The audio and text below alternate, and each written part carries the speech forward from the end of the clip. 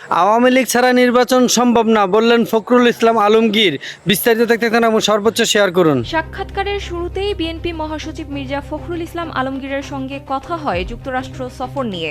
জানতে চাওয়া হয় নিউ ইয়র্কে বিমানবন্দরে প্রধান উপদেষ্টার সফর সঙ্গী হিসেবে যাওয়া রাজনৈতিক দলের প্রতিনিধিদের হেনস্থার বিষয়ে। তিনি বলেন, বাংলাদেশের রাজনীতিতে এটা একটা খারাপ সংস্কৃতি। এখন যে কোনো ব্র্যান্ডের পুরাতন এসি বদলে নতুন ওয়ালটন এসিতে উপভোগ করুন 25% ছাড়।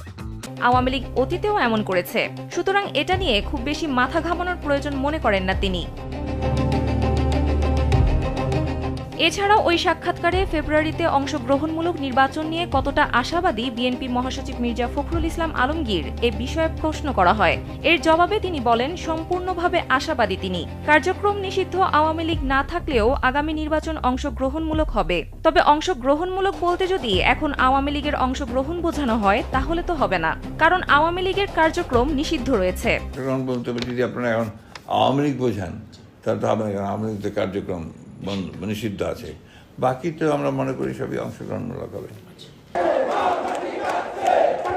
অন্যদিকে আগামী নির্বাচন ঘিরে বিএনপির প্রস্তুতি এখন কোন পর্যায়ে